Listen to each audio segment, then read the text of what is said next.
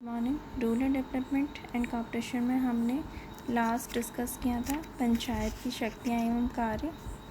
आज हम पंचायत समिति पढ़ेंगे। आज का हमारा टॉपिक है पंचायत समिति, जिसके अंदर पंचायत समिति का संगठन, अध्यक्ष का चुनाव, मुख्य निष्पादक यानी कि चीफ एग्जीक्यूटर और पंचायत समिति की आय के स्रोत के बारे में हम पढ़ेंगे। ठीक है, तो स्टार्ट करते हैं। पंचायत समिति क्या है?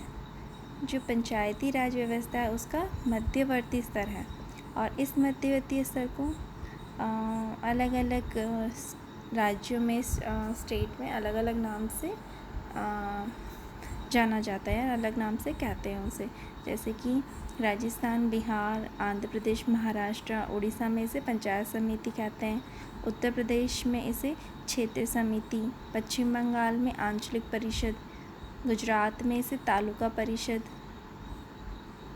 असम में आंचलिक पंचायत समिति, कर्नाटक में तालुका विकास परिषद, मध्य प्रदेश में जनपद पंचायत और तमिलनाडु में पंचायत संघ परिषद कहते हैं।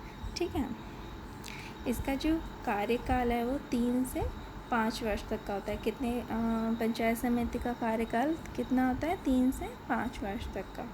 ठीक है, राजस्थान में पंचायती राज में पंचायत समिति को महत्वपूर्ण इकाई माना गया है, एक इम्पॉर्टेंट यूनिट है पंचायती राज में। यह क्या करती है? विकास के कार्यक्रम बनाती हैं और उन्हें क्रियान्वित करती हैं।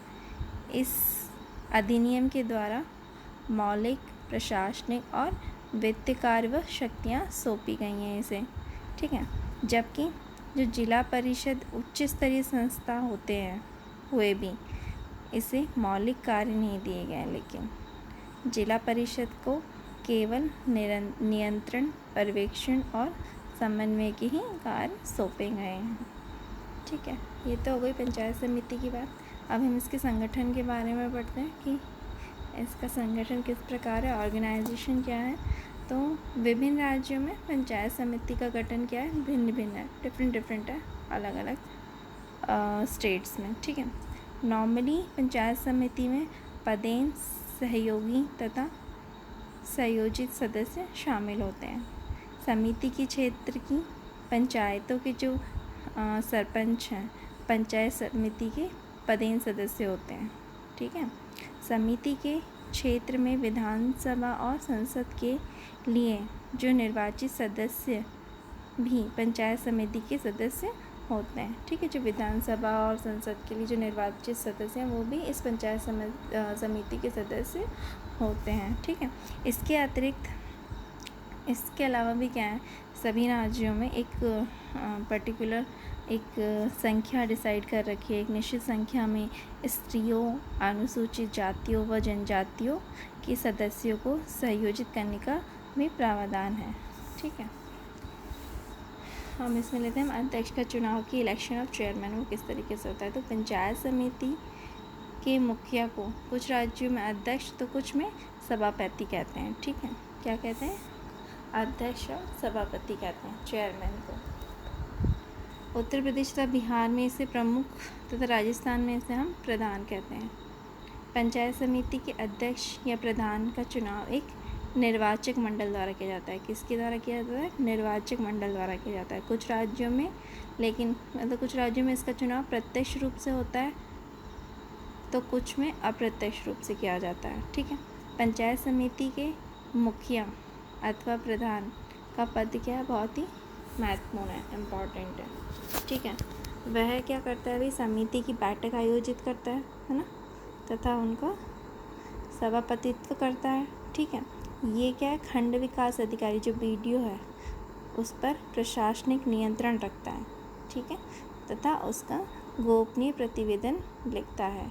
प्रधान कर्मचारी वर्ग के किसी ऐसे सदस्य को जिसका अधिकार क्षेत्र संपूर्ण खंड से कम हो निलंबित या अपदस्थ कर सकता है। ठीक है, निलंबित कर सकता है या अपदस्थ कर सकता है। ठीक है, अब हम इसकी बात करेंगे मुख्य निष्पादक की, यानी कि चीफ एग्जीक्यूटर की।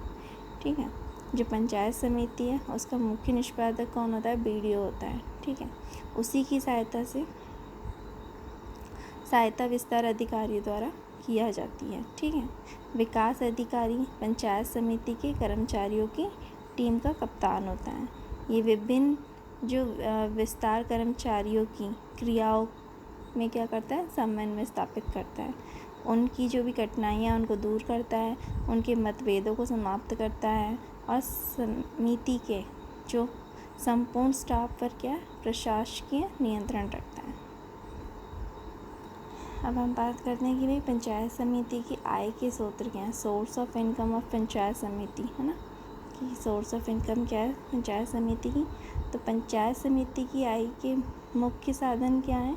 राज्य सरकार से प्राप्त अनुदान, है ना, भू राजस्व का हिस्सा, करों एवं शुल्कों की प्राप्तियाँ, कर्ज, अंशदान, फिर कार्यक्रमों के लिए अनुदान व राज्य सरकार से हस्तांतरण, है ना, ये सारे इसमें इंक्लूड किए जाते हैं।